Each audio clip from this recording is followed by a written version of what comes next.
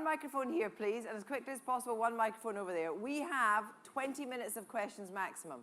Fine, let's go. Thank you very much. Daunting prospect to ask the first question. Angus Walker from Merchandise and Bell. I'd like to ask Colin what he thinks of the Heathrow hub option, and would he adopt it if the Commission plumped for that option? Well, we looked at dozens of options before we came up with our 3 shortlisted ones. And we're absolutely convinced that following the Commission's down-selecting to one, that the Northwest one is the best one. That's the place we're going to invest our energy, our resources, our commitment, our money. That's our choice. Okay, what do you think of the idea of the long runway? Well, I'm after promoting the aspects of ours. As an idea. Listen, I think there are some technical challenges with it.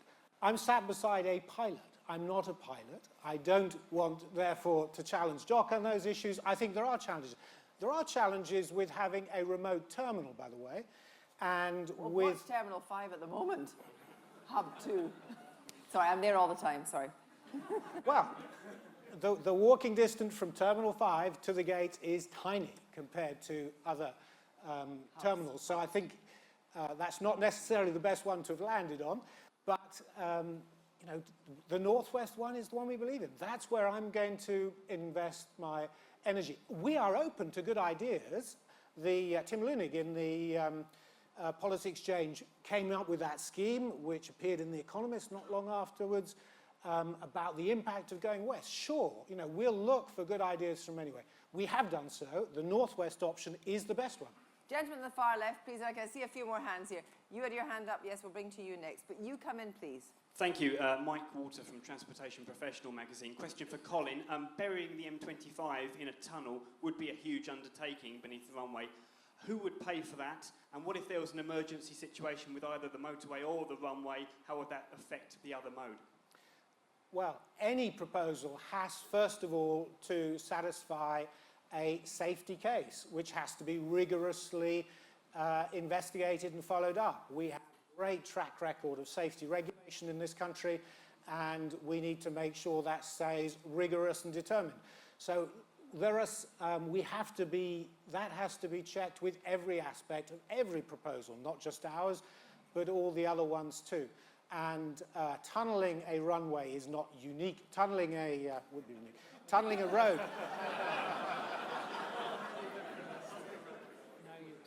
Tunnelling a road is not unique, and of course it needs to be safe. Okay, the microphone's there, then there's a hand up over there. Yes, you, sir. Yes. So. Okay, Malcolm Ginsberg, Business Travel News. For you, Colin, short, medium term, for the regions which do not have connectivity to London, you've only got 7 services as against the 20 previous, and God knows when HS2 is going to happen. What's going to happen to these regions that absolutely need a London and don't really want to go via these other points? Well, with respect, I mean, the other points are great destinations for point-to-point traffic, why not? But the consequence of people being able to fly directly from the regions to Heathrow is that we can then put on more long-haul destinations and more frequencies, which then provides a better economic benefit to the UK. So there is a real significance to the UK as a whole of those passengers choosing to fly through Heathrow. Of course we want to satisfy that demand. The real frustration is Amsterdam can serve 20-odd destinations when we serve 1/3 that many. That's an extraordinary competitive advantage for that airport, and it's infuriating for us. That's what we would do with new capacity. Of course we'd be better connected to the regions with that new capacity, because that's the basis of putting on new long-haul destinations. Okay, Stuart, you haven't spoken yet. Come in on a retort. Well, I think if I just look at the last 2 issues, I just think it's absolutely extraordinary taking the busiest section of motorway in Europe, in actual fact, which is just outside of Heathrow, and seeking to tunnel it. It just seems exceptionally difficult to achieve that from a project management perspective. Just seems extraordinary to me. But obviously Colin's got a plan for dealing with that. In terms of the regions, to turn to Malcolm's point, at Gatwick we're actually quite well connected to the regions. We've got flights across to Scotland, we've got flights up into the northeast, we've got flights coming back to the northwest, we've got flights down into the southwest. We're connected right across the regions, and we enjoy excellent connectivity. And obviously with the second runway, we're out talking to all of those regions about how we could reserve certain amounts of the slots on that runway to enable regions to continue to enjoy connectivity to London and beyond with our network, particularly across Europe and the emerging economies in the long haul in the future with the second runway development at Gatwick. Questioner up there, yep. My name is John Pitts from EJET Consultants. It's a question for Colin. Colin, you mentioned Narita in Tokyo, which is pretty well the most expensive airport in the world for airlines and passengers to use, and has faced significant planning and expansion problems, and therefore the cost per million extra passengers is huge, and it's losing international flights to its younger brother or smaller brother down the road, Haneda, and you can see the parallels between Heathrow and Gatwick. But then you went on to mention that the Crown in Asia has gone now to a shiny new airport, Incheon, in Seoul. Question, please. Have you not made the case for the Estuary Airport in that case? Absolutely not. I lived in Tokyo for 3 years, and I know how inconvenient Narita is for the centre of Tokyo. You do not use Tokyo as a base for doing Asian business because you've got a really painful connection downtown. Quite the contrary. My point is, we're in a competition between us and, say, Holland. We can give them our lunch if we so choose. But the competition actually is really about where does the next runway go in the UK. The Commission's been quite clear. This is about where the next new runway goes. Is it to go into Heathrow? Is it to go into Gatwick? If you look at the charges at Heathrow today, they're more or less equivalent to Narita's. Heathrow's amongst the most expensive 2 or 3 airports in the world. By the Commission's figures, with an additional runway under Colin's proposal at Heathrow, the charges will raise from around about £20 to somewhere of the order of £34, £35. We actually think they'll double. There's no way you can get low-cost transportation by air at those sorts of charges, whereas if you look at Gatwick, our charges today are very competitive, about £9 per passenger, and with an additional runway, the Commission says our charges will raise to about 14. John, and that's why you can have the low cost, the legacy, and the charter service. Joe, do you want to come in on that? Yeah, I mean, all three bits. Tunnelling or bridging or diverting the M25 is just a case of economics in which is the easiest to do, and it could apply to both schemes. In terms of Haneda and Narita, you've also got to look at Montreal, where they built a very expensive new airport called Mirabel out in the sticks, and now it's closed because they're all back at Dorval in the middle of Montreal. And passenger charges are higher at Heathrow for many reasons, but passengers still choose to go there, and it's Heathrow that's full, not Gatwick that's full, even though it's got lower charges. Well, Gatwick next year, Jock, is going to do 38 million passengers. I mean, we're teetering on the edge of being full. How full do you have to be before you're full? Okay, now, here's the situation. I've got a questioner here and a questioner. I've got someone that's already asked a question that was keen to go in. I want to get people that haven't asked questions before. You, please, sir. Neil Black, Lafarge Tarmac. I'd actually like to be a little bit cheeky and ask the 4 panellists who have been challenging the 4 options, based on what they know and what they've heard today, where would they vote? Now, we're not doing any votes today. That's off limits. This is generally a debate. There's a gentleman with silver hair there, and we're taking him, and then someone with a microphone. You get the microphone, you take it now, yes? Hi, Bridget Rosewell, Volterra.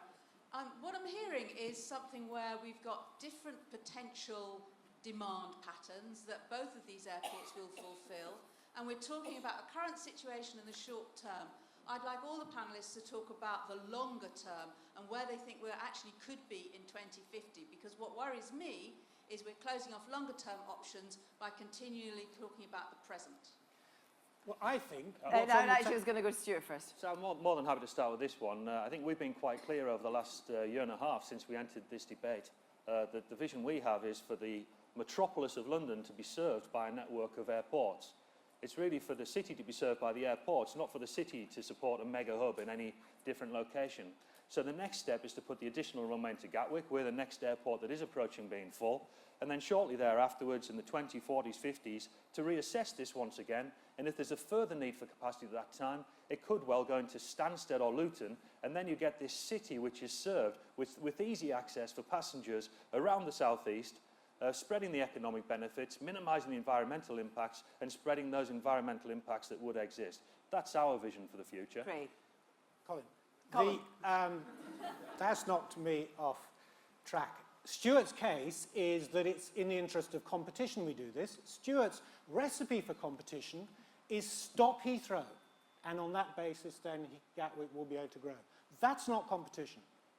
But the Commission's already found, Colin, that actually there's only enough demand for one runway. So what we say is, this is all about a competition that's happening right now. Is it to be Heathrow? Is it to be Gatwick? There's only enough demand for one runway. And actually, from a climate change perspective, we can only afford one runway.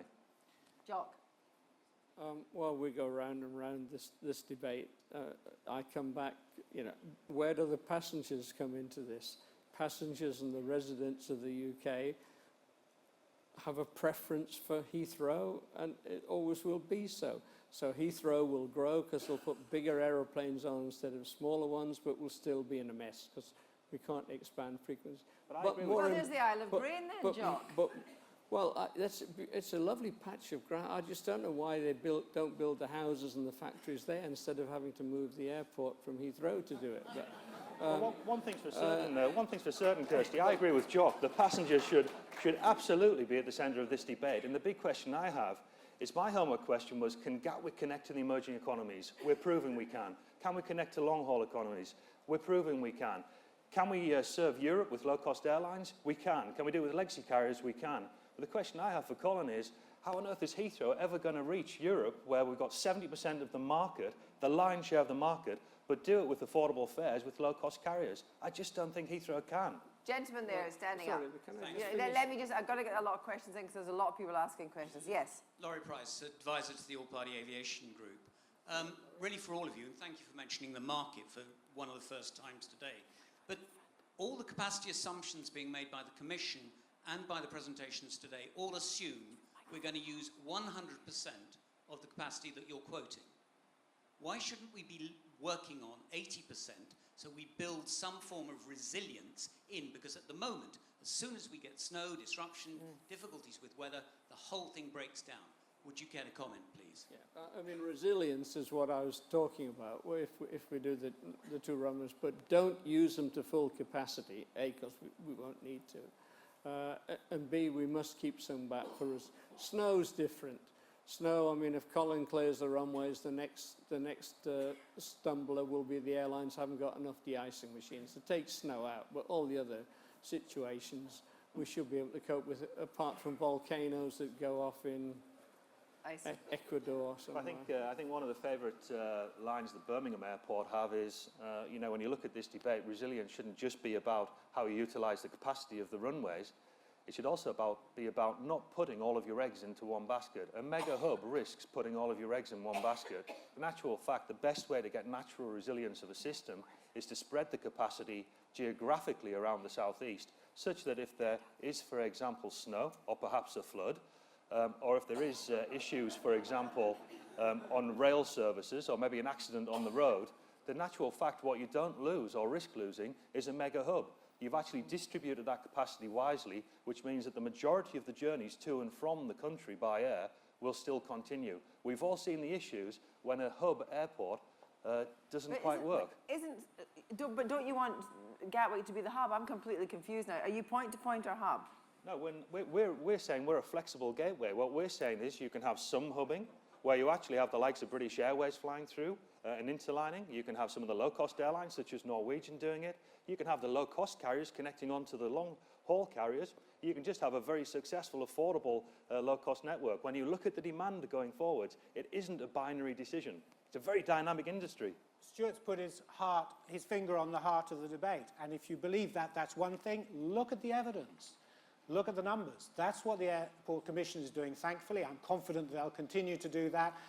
Split hubs don't work. 70% of the demand for European traffic. Split hubs don't work. Yeah, no, it's not. It's just that we've been talking about UK and UK travellers. But the other half of the equation is inbound travellers. And inbound travellers, again, like to come to the centre of where they can travel from. And that's why when you develop a nice new route at Gatwick, as soon as it builds up to a certain level, you move it to Heathrow, because you get greater yield and greater passenger numbers. So it's greater yield basically means we all pay more in our ticket prices. That's not a good thing. Question over here. Hello, Sarah Clayton, Airport Watch. I was wondering what you feel about the way in which aviation has a fairly random, fairly arbitrary target that it's been allowed to expand by 60% of passengers under the current guidance by 2050, based on 2005 levels, whereas the rest of the UK economy has to make cuts of 80% based on the 1990 figure. And therefore, aviation is allowed basically to double its emissions, where the rest of society must cut its emissions by a huge amount. How do other sectors feel about the way in which they have to make enormous emission cuts, while basically the expansion of aviation is allowed so people can go on leisure flights, and 80% or so of travel is for people to go on holiday, and that is being done at the expense of the rest of society making big cuts? Okay, each of you, who wants to go first? I think there's one fundamental fact, and that is that aviation, unless you want to use helium-filled airships for travel, requires hydrocarbon fuels. Most other things that use hydrocarbon fuels don't need to do that. They can find either alternative forms of energy, or, because they won't, we've got to start capturing the carbon dioxide and storing it. So if you want to constrain society as a whole, include aviation in it, fine. But aviation has only got that, and the population as a whole throughout the world wants to fly. So it's nice thoughts, but I don't think they're deliverable. But other parts of the economy are. I think aviation emissions must be limited. They cannot be limitless, they must be limited. The question is, what lever do you use for limiting them? And I put before you, rationing runway capacity at Heathrow is perversely a stupid way of doing it, because it generates, firstly, congestion. That's obviously just a waste. Secondly, it forces more passengers to take two flights who otherwise would fly direct. Thirdly, so what? If you were seriously after the low carbon solution, you would put your best connected hub as close as possible to the largest source of demand. That is London. Stuart. I just think these are incredibly difficult judgments that need to be taken, but these are judgments that really do have to be assessed more at a national level. I suggest they transcend the airports themselves, and it's really just trying to look at the trade-off between the various different aspects of emissions across the country and the overall target that we're trying to achieve.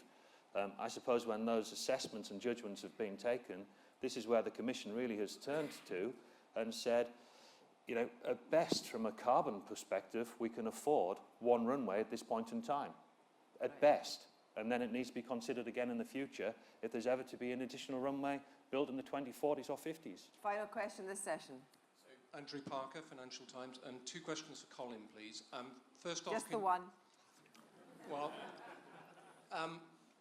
given you've had what you described as a draconian financial settlement on landing charges from the CAA regulator last week, are your shareholders willing to invest in a third runway still? Well, I think if the regulator has been clear that in the context of a significant increase in expansion, you would need to look again at the regulatory environment. Actually, the settlement that was announced last week relates to the next 5 years. We will not be putting spades in the ground in the next 5 years. In the best scenario, we'll be spending the next 5 years with the remainder of the Commission, then a political process, then planning. So that is a question for not the current regulatory round, but a future one. And could you spell out what your technical concerns are with Jock Low's plan? Actually, do they include the safety case? Can I just stop right now and apologise, because my maths has been absolutely hellish. We've got another 20 minutes. Second question. Yes. So, Colin, could you, for the second question, just spell out, you said you have technical challenges, or you think there are technical challenges with Jock's proposal. Could you spell out what those are, and in particular, are you concerned about the safety case? Look, sorry, Andrew, I just don't want to do that. I want to talk about the merits of our solution. Right. Questions. Lots of them coming now again. Okay, question over here. Big hand up at the back. And first of all, gentleman in there. Thank you. I've never been called a gentleman publicly before. We've never queried, I don't think, this morning the expectation of the Commission that only one runway is required by 2030, that's 16 years' time, and the second not until 2050, which is only a mere 36 years' time. Does the panel actually agree with that, or would they rather see one additional runway for Heathrow, one for Gatwick, thereby preserving competition and capacity at the same time. The Commission said one runway for 2050. Yep. Carry on. I've been quite clear as I've gone through the presentation. When you look at it from a competition point of view, this is at the heart of our case, having the airports compete with one another. But also you've got to look at the case from our perspective at Gatwick. We're trying to tread this very fine line of supporting the low-cost carriers as well as supporting the legacy carriers. So we've really got an eye on the cost of our proposal, and the best way to keep charges down at Gatwick is to actually amortise the cost of the proposal over as many passengers as possible. So when you look at the demand going forwards, there simply isn't enough demand to justify building a runway at Gatwick and building a one at Heathrow. From a climate change perspective, we've already heard that we can't afford from an emissions perspective to build one at each, and therefore I think the Commission's actually done quite a neat job of essentially drawing down a shortlist and saying this is about where the next new net runway goes. We're supportive of what the Commission have said. What do you think you would need, though, by way of a kind of commitment, a guarantee, a kind of covenant, that if the deal was Gatwick, there would be no other future runway elsewhere in the, to, as it were, give you problems? Well, I think that's an important point as well, Kirsty, because clearly having built that runway, what we're about is trying to serve the European market predominantly with the low-cost carriers, offering affordable fares to the next generation, yet at the same time being able to connect to the long-haul markets with the legacy carriers and increasingly the low-cost carriers. So for us, if we were to move ahead with the additional runway at Gatwick, which we very much think should happen, we would be looking for some period of time where essentially that runway facility is enabled to grow, to fill, be utilised, and get the connectivity that the next generation will require before then looking at this again, and at that point in time, looking at what are the noise impacts of aircraft, what are the emissions impacts of cars, where should the next runway go? But how can that actually happen if you can, the case then that it would be kind of anti-competitive to make that commitment to you? Well, I suppose if you look at the last 70 years, we haven't built a runway in the UK. This is quite a groundbreaking thing to do. And at this point in time, you look at it and think it's a politically difficult thing to deliver. You know, we look at Gatwick's case and think charges will be affordable, connectivity will be delivered, and the environmental impacts will be minimised. These are not easy things to do. When you get the next runway, I think, you know, this debate will start all over again, and it will take a long time quite naturally. You've got two different models in front of you, and you should judge, and the Airport Commission should judge. One says that you have network airlines who need hubs to be effective, and a separate marketplace which needs adequate capacity, point-to-point travel. You can vote for Stuart's solution, which is novel, which is new, which has never worked before. Yes, there have been airlines since Freddie Laker, which says, we're going to do it, and you'll always find someone. But if you just check the data, look at how many long-haul destinations have been lost as well as won by airports outside Heathrow, and see what the data says. I say the data shows that there are two distinct models, and you need to provide adequate hub capacity. You can take a huge gamble and say a completely new aviation model is going to develop and go with Stuart. If you back the Heathrow model, you're not taking that gamble. Up to you. Over 50% of world cities, however, are served by networks of airports. That's how big world cities work. Mega hubs, the sort of hub that Colin is describing, are generally the preserve of very low population cities. And as you look to the future, what you look at is if you look to the future, what you've got to look at is how are the new technologies, the new technology aircraft going to be utilised, and that opens up massive opportunities for airports such as Gatwick. You say lots of cities are provided by network hubs. New York is one. I don't know of another. Well, I put an entire... Well, Paris does it. There's several... Paris is really Tokyo, quite a Beijing, different... Moscow, San Francisco, all of these cities. San Francisco has one main airport, and it has another one like Gatwick nearby. There's very little use of that, and that's in the States, where they have 40% of air traffic, and we have 5%. Gentleman over there. I'm Anil Iyer of the Association for Consultancy and Engineering. My question is on surface access, and other than the evident success of Heathrow Express and Gatwick Express, how serious is your commitment to rail access from other parts of the country. Now, I'm just thinking of AirTrack. AirTrack was promised for T4 and T5. It was never delivered. We'd love to have been able to deliver AirTrack, and it's still something we'd like to find the way to deliver. But I laid out the option, the improvements that are coming. Crossrail is the most imminent. Western access that takes the train to Reading and so on, and High Speed 2 will also improve access to Heathrow. So yes, I'd love to do Southern access too. 40% of our passengers to and from the airport by rail. Rail is massively important to us. We're absolutely committed to it. We benefit greatly by being on the main line. 120 stations directly connect, and you can imagine how that mushrooms as you go across the country. And lots of improvements and additional capacity going not just north-south, but also going east-west as well. The gentleman from America who's filming just now, you had a specific question. If I give you the microphone, I gather you want to ask something. Yeah, a question I would like to ask Heathrow. If the third runway was turned down, would you go with the suggestion of extending the runway?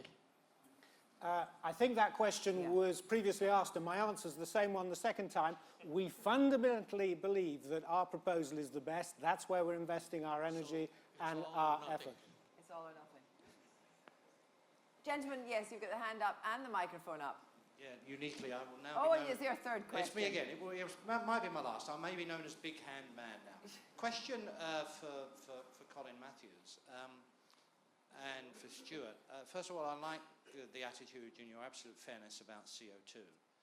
So my question is, in allocating CO2, affordable CO2, to another runway in the southeast, that does mean there are enormous constraints, i.e. zero CO2, available for growth anywhere else in the system. And I'm a bit confused by Colin's map about destinations served around the UK, because around the world, quickly looking at that map, many of those countries have hub airports. And if the hub airport is such a good idea, then you can fly from that hub to your final destination, which is what you're expecting people to do at Heathrow. So I was a bit confused by that. So can you explain to me how it's good to fly through your hub, but not fly out to your final destination through other hubs, which I think was the basis of your map? And secondly, for Stuart, who I think has been very honest about CO2, what does another runway potentially in the southeast mean for growth anywhere else? Thank you. Okay, come. Those destinations, those 24 cities were not served from Heathrow, and they certainly weren't hub airports. At least by our definition, Chicago has a single hub airport. Los Angeles has a single hub airport. Those are big hubs. The cities on the list definitely do not. You can fly from Heathrow or from Gatwick or from Scotland through Dubai to many, many destinations. That can be a really attractive passenger proposition. Dubai is a heavyweight, serious hub, and you can see the economic benefit to that country of having a hub in its area. It's fundamental to its economic success, its economic strategy. Yes, gentlemen. Oh, yes, Stuart, you to answer as well. Well, I think in terms of the runway at Gatwick, essentially what we provide is the connectivity that the next generation needs. We do it at a low cost. In terms of price, that relates to lower airport charges, lower airport fares. And because of our location, we minimise the environmental impacts on people who live in London and the South East. I mean, that's the compelling story that Gatwick is. John. Can I just add to the sit? If we don't do anything, which is still a possibility, then the number of people that will fly to Amsterdam, Paris, Madrid, and so on flights from both Heathrow, Gatwick, and the regions, will actually use more CO2. So these limits on attempts to apply limits, they're pretty arbitrary. Remembering that, again, aircraft CO2 is 2%.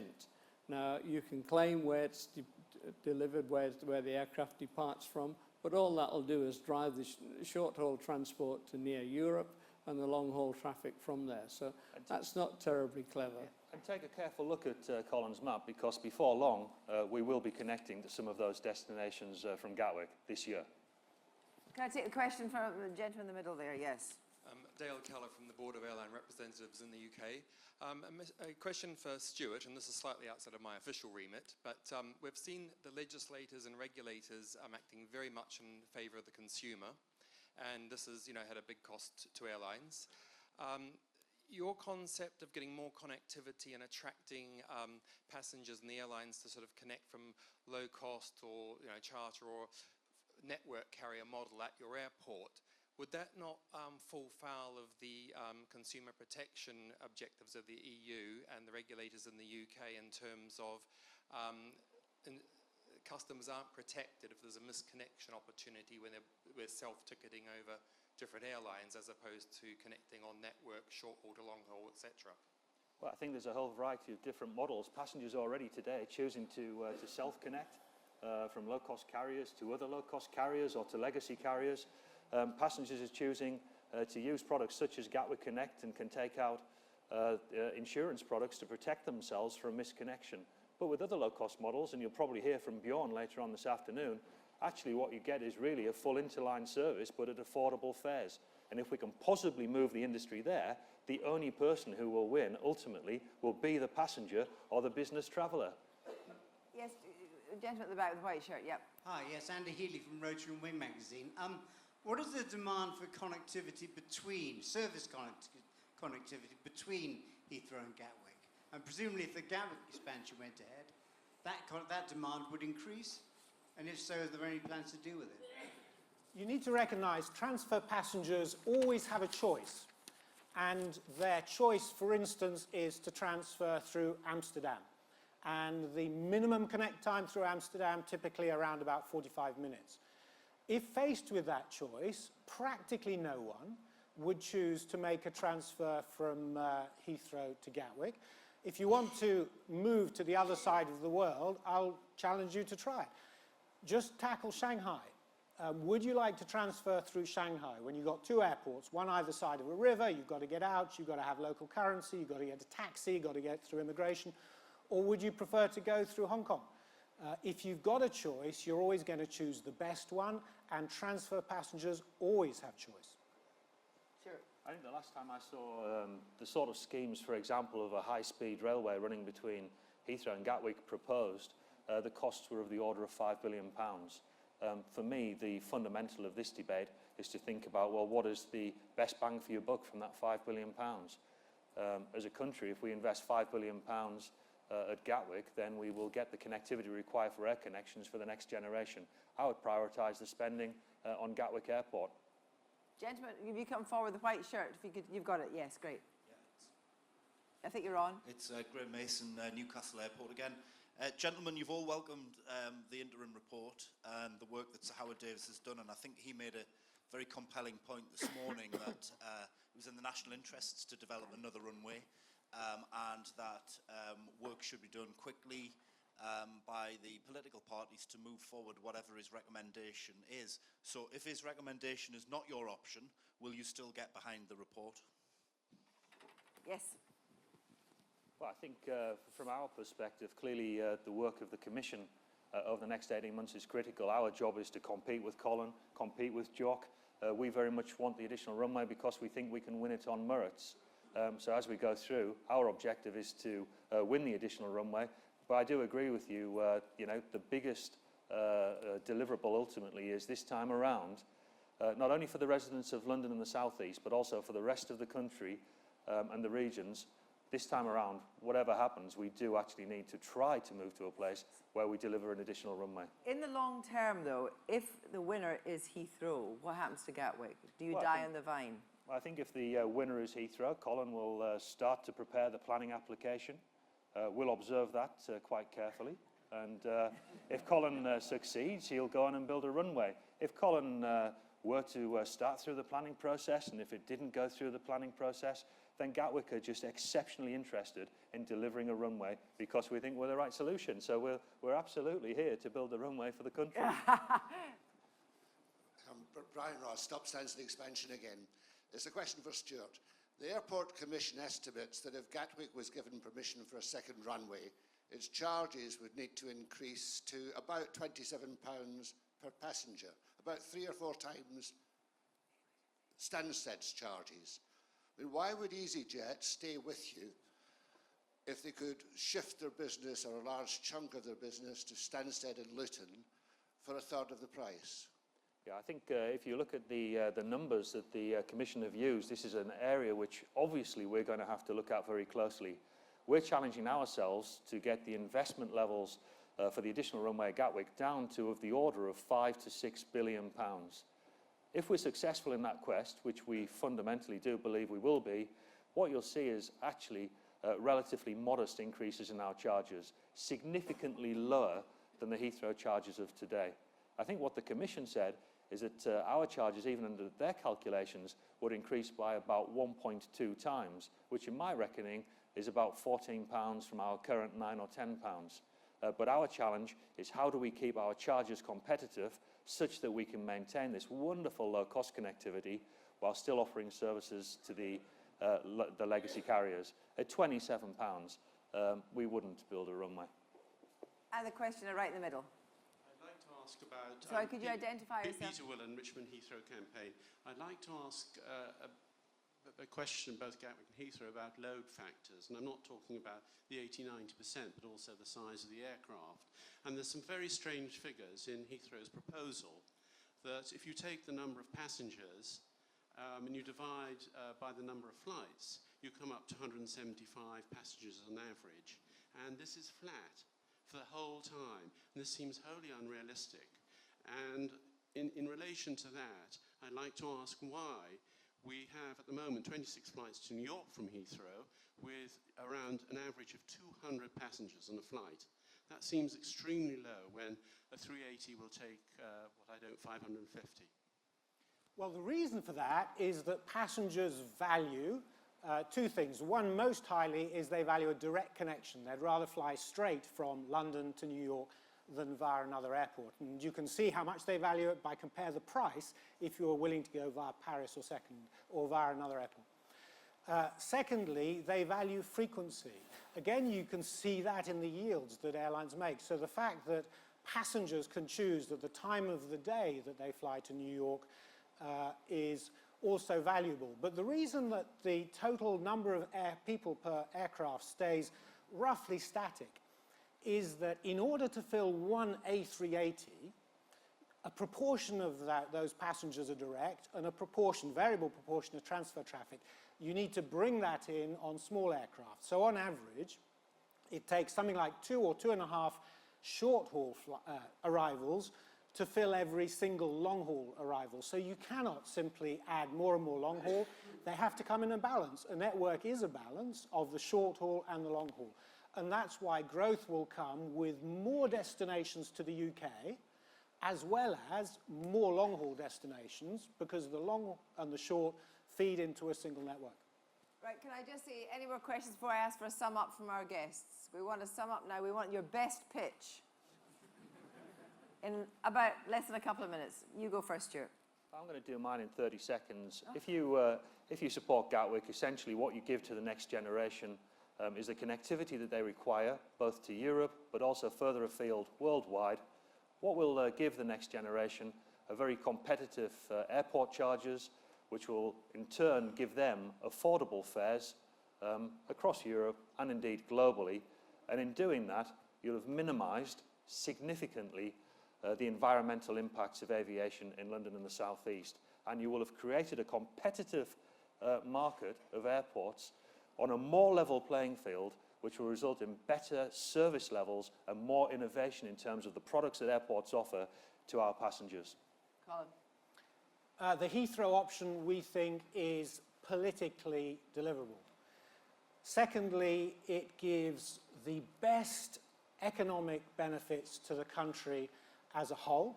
That's because it's a hub. And thirdly, it does so in an environmentally sustainable way. And I invite you and the Commission to not base your judgment on the rhetoric, but to look at the facts. Jock. I'm backing up Colin. Heathrow is the right place for an airport if we can deal for noise. It's there for ground transport reasons. It's there because of its proximity to the big cities and big towns, as well as London. And we can do it cheaply. and it's run well now, and it would be run well in the future. So why throw away a worldwide brand? So are you saying then if you don't get your scheme through, you'll back Collins? Oh, yes. Right. Yes, I mean, I've said right from the beginning that Heathrow is the important part, in which, whilst we might have a little cat fight from time to time, they're on details. The actual, the big premise is on Heathrow. And if Colin didn't get through on Heathrow and Stuart got through on Gatwick, would you then back Stuart with your expert? I might emigrate, because it shows we... It shows the country can't make big, sensible decisions. Ladies and gentlemen, thank our guests and have a lovely cup of tea.